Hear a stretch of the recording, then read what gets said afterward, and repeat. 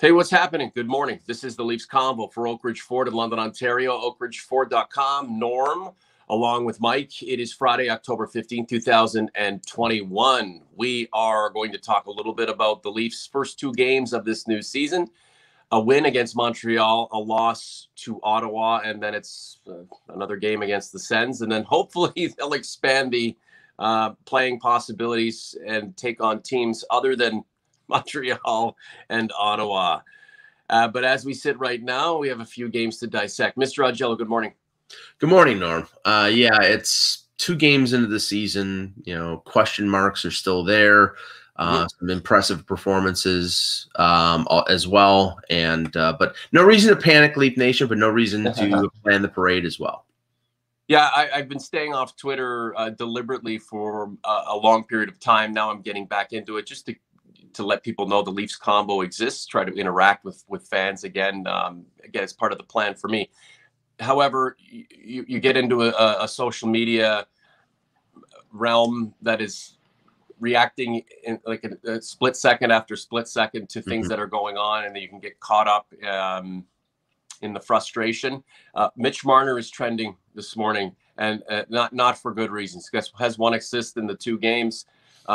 People, balancing his lack of effort as they see it versus, heroic stuff from William Nylander. That's never going to end. We can wade through that. But let's talk about the team itself, getting the win against Montreal, falling behind in that game, as the team has traditionally done over the past several seasons, but coming back to win against Ottawa.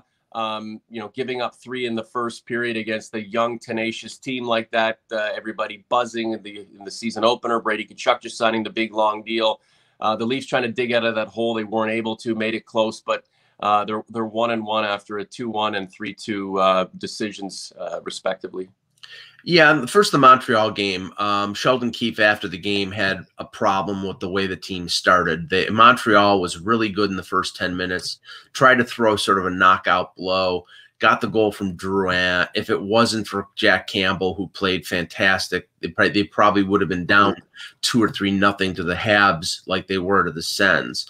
They came back, tied the game on a nice Pierre Engvall power play goal.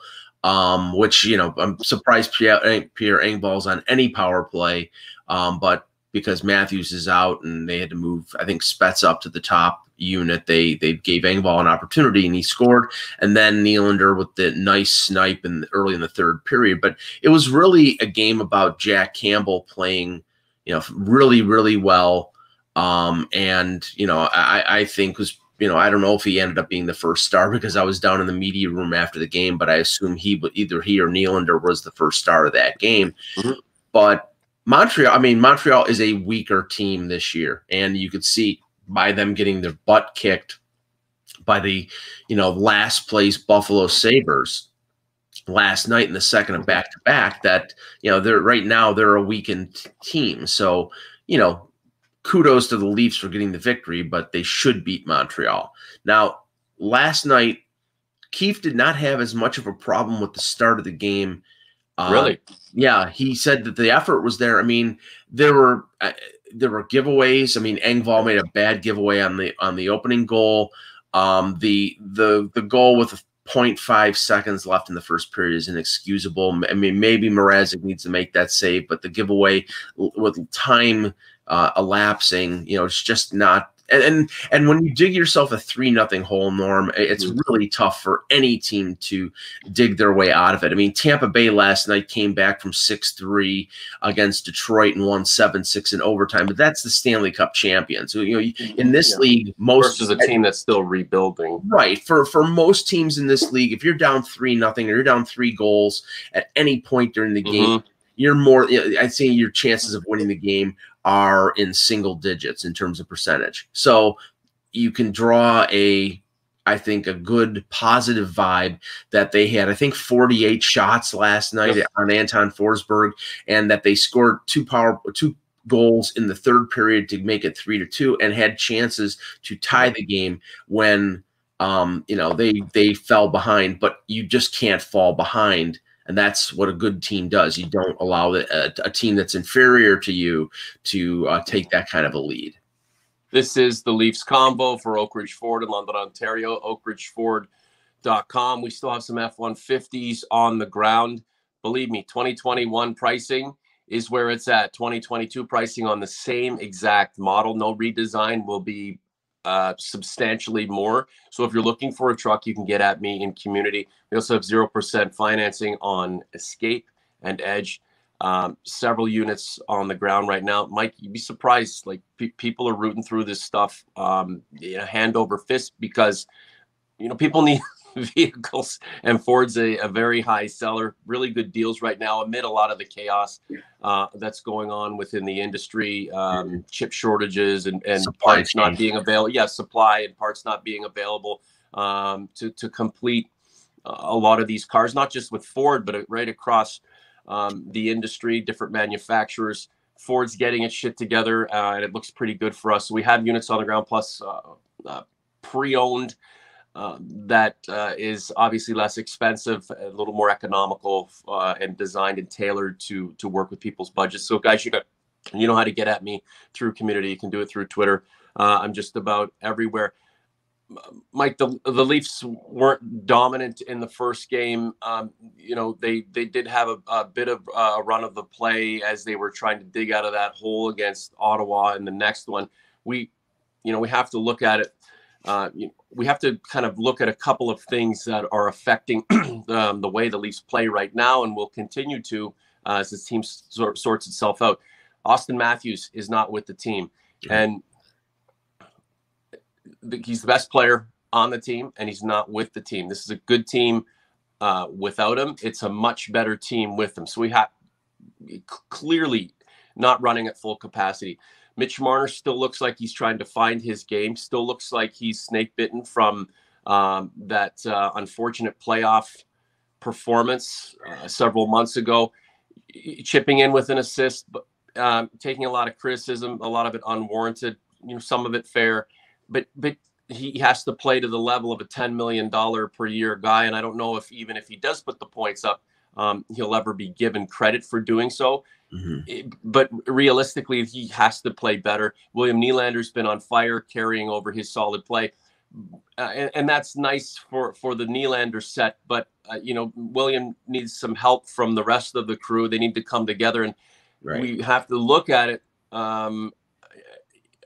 not sort of game by game, but as the collective. They're 1-1. They haven't been terrible. They can be much better. They have another game to go. So before we, start writing eulogies for Sheldon Keefe and Kyle Dubas and some of these other guys, we should give it a little bit more time. Yeah, I saw somebody on Twitter who added me on Twitter last night and said, 80 games left till Dubas gets fired. I mean, that's the kind of level that some people are at. And it's understandable, Mike. It's understandable, but yeah, I get the frustration. Now the thing is, just sort of going over things quickly here. It was up in the air whether Marner was going to play on Wednesday. He had that collision with Wayne Simmons in practice on Tuesday. He skated on Wednesday morning. He was cleared. I didn't think he was particularly great on Wednesday, but he wasn't particularly bad. And I believe he had an assist on the Nylander goal because it was in the middle of a line change. Last night, he was on that power play unit. Let's just say I don't think he's at 100% capacity right now. That's if he. And I know most people will say, well, if he's in the lineup, then he's got to perform, and I get that. But this team right now is not at full strength with Matthews. More than likely not playing until next week. He's not supposed to play tomorrow against Ottawa. But when he's in there, it's going to have a domino effect because right now your second line center is Alex Kerfoot. He moves down to the third line when Matthews comes back. Tavares moves down to the second line. It's a much more balanced and much more threatening lineup than the lineup that they had in the first two games. Have to say, like in game one, I was reasonably impressed with the checking line with Andrew Kasha and David Kampf and Engvall. I was less impressed last night. Camp is an offensive zero. He's not going to score a ton of points, but he is a good checking center and a good penalty killer. And with the departure of Zach Hyman, they needed somebody to come in and be a penalty killer, and I think he's pretty good. They also are going to start using Nylander on the penalty kill, so to be more sort of an offensive threat like Marner is, to keep teams on their toes by having an offensive player playing on the penalty kill. This is a concern. The fourth line in the first two games I thought was pretty abysmal. Spezza yesterday scored his points on the power play, and when he's playing with talent, he's still a contributor. The fourth line with Mike Amadeo, Wayne Simmons, and Spezza was really non-existent against Montreal, and other than Simmons taking a stupid penalty that led to one of the Ottawa goals in the first period, that they really didn't do much. Again, what could they have done? What did you want to see from them that they did not show you? A spark. I mean, not to say they're going to go out there and run over people, because but Simmons needs to be aggressive. He got a penalty for, I think it was a slash. He needs to be more physical.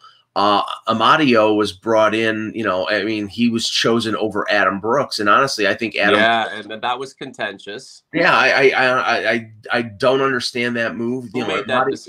Was that a tactical decision, or was that a financial decision? No, it wasn't financial. It was tactical in the sense that who made that decision? I would assume Dubas. I mean, now the thing is Amadio is a bigger body. He's a two-way forward. Brooks is more of an offensive guy, smaller player. And, the calculation might have been that, Brooks is going to be one of these guys who just hops back and forth between the AHL and the NHL.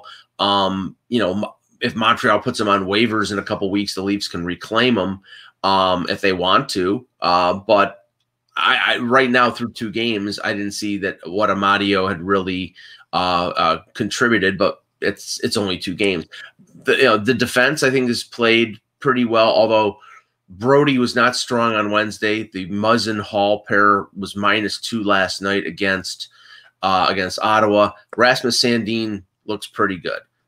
So I think that, and maybe they mix Timothy Liljegren in there occasionally, but the big concern, Norm, is the goaltending and not the way they performed. But last night, after the second period, at the very end of the second period, Peter Mrazek hurt his groin. It took him a while to get back up, skated to the bench at the end of the period, did not come out for the third.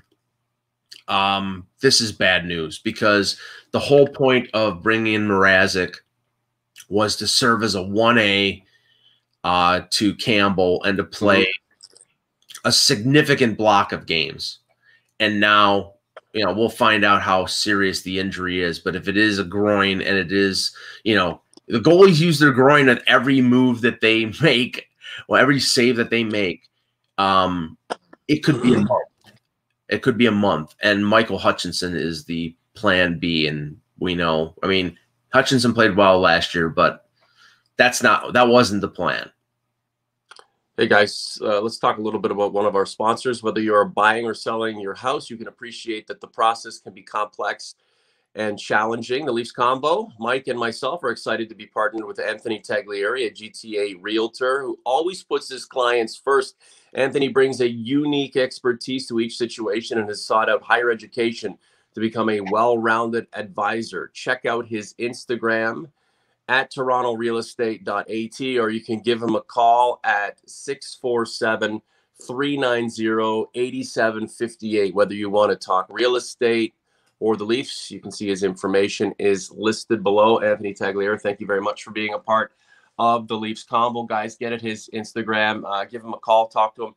You might be on the verge of buying a new house. You may have some ideas. You may have a couple of questions that may lead to a house purchase. Anthony wanted to let us know that he has his services available to you, and wants to be able to extend that offer through the Leafs Convo podcast. We do really appreciate Anthony being involved with the project, and we hope it continues for some time. Anthony typically is involved in our Ask Mike segment. Now, J.A. Scott wants to know if it's time to start booing and throwing waffles again. Maybe paper bags, Mike. Jesus. I mean, fans can do. Hold on, but should Leaf fans be jumping for joy? Should there be contentment across the fan base right now? How do you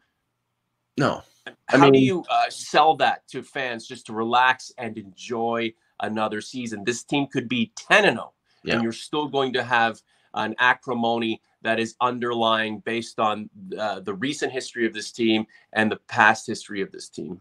Yeah, I mean, okay, if they had won both games and outscored Montreal and Ottawa 10-2, people would say, okay, well, they're beating two teams that they should beat in their own division. They haven't proven anything. I mean, don't get me wrong. There is going to be skepticism throughout the year regarding this team because of what has happened over the last 5 years. I get it. They get it. That it's just the reality. Fine. But going out and like looking for that is, I mean, please. What do you think about the fan base on social media picking apart players like Marner? Like, does he not typify the overall disdain or dissatisfaction with the team? I think that's just social media, and we're two old fogies. It's like, that we're not used to this. Just like, just carving up people. I mean, that's the second time I've been called an old fogey this morning, and the first person I saw was my wife. But I'm older than you, so you should feel good. But I'm a youngin compared to you. Exactly. But I'm getting there. I'm ready for Social Security, for Christ's sake. No, but this is the thing. I mean, you look at like what just happened with the Yankees, and they're carving up Aaron Boone, they're carving up players on the team. They want everybody fired. It's like, it's the avenue to express angst. I did the Leaf Talk on Twitter Spaces last night. Yeah, that's what I wanted to ask you about. How did that go? It went fairly well. I mean, there's some people who were, and I'm sure that they're going to be watching the convo this morning because I recommended that they do.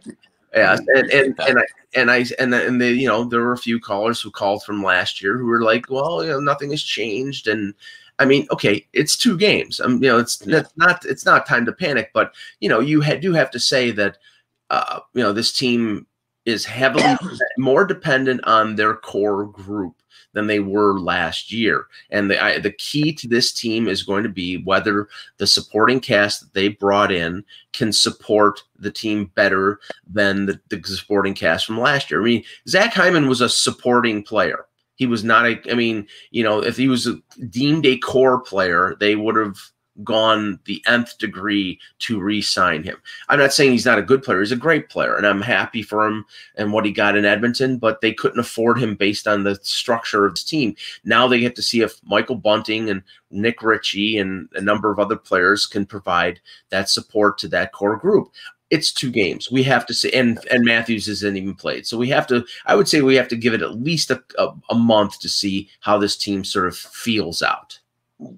J.A. Scott, following up, maybe I'm extreme, but I'm still mad about last year. Sure. And there is going to be a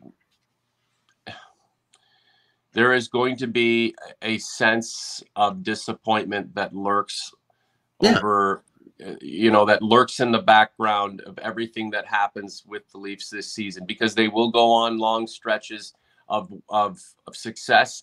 And you will always have the excitement balanced out with the disappointment that we've all experienced and the dread that we all believe is to come. And when the team is struggling, it's exacerbated by what we know about this team's history. So the question is, how can we individually find contentment in what is taking place, whether it's good or bad in that moment, and believe in the process? I don't know if all of us can get there, but if most of us can, then we don't have to qualify everything we talk about in the moment with, well, they couldn't do it in the past, and the expectation is they won't do it in the future. We can live in the moment.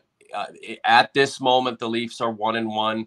At this moment, they've had some decent play to showcase, and some things that remind us of failure.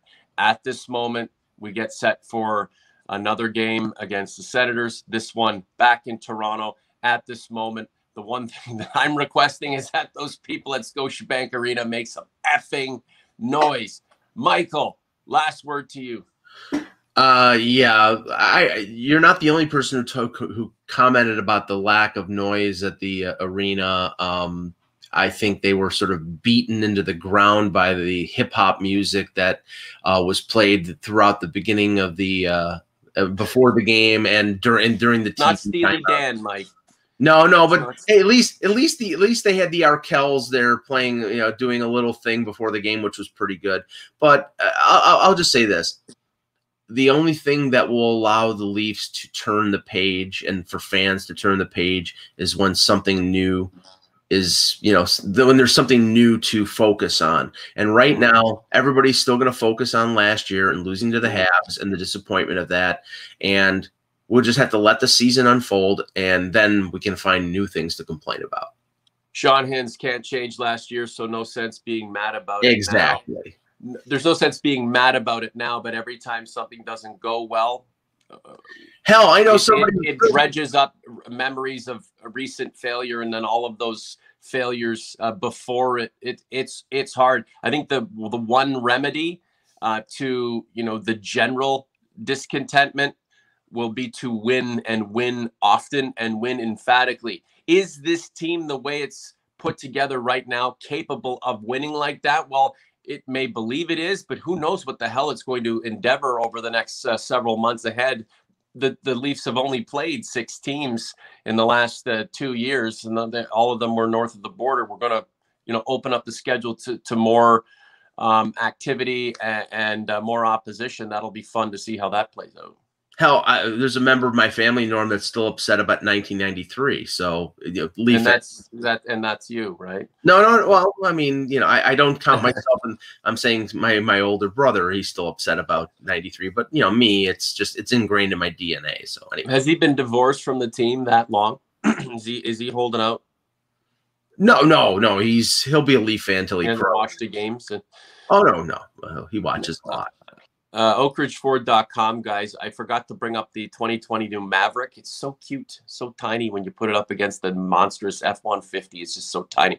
It's back to when a truck was miniature. Back when Mike first got his license in the was it 62, Mike? Yeah. No, so the Maverick's a fun little truck. It's like what the old Ford Ranger used to be. Really diminutive. You can get it in a front-wheel drive hybrid, or you can get it in an all-wheel drive 2-liter. You can check out, I've got some pictures on community. Check out my Instagram, Norm at Oak Ridge Ford, wherever. It's a cute little truck, really inexpensive. We also have some Bronco Sports on the ground still before they're sold out, and then a few big Bronco Big Bens on the way in. So there's opportunity for you to get on the road. I think we need to get on the road with the rest of our day and start making our way to Game 3 of the season. It will be the Leafs and Senators at Scotiabank Arena Saturday night. I'd like to see the Leafs score the first goal, and then another, and let's see how this team can defend the lead with either Jack Campbell or the one and only Michael Hutchinson back in net. I tell you, he's going to play 15 games, that Hutch. The Leafs will never get rid of him. Yep, he's like a bad penny. Keeps turning up. He's trying. For Mike, I'm Norm. We'll talk to you on Sunday.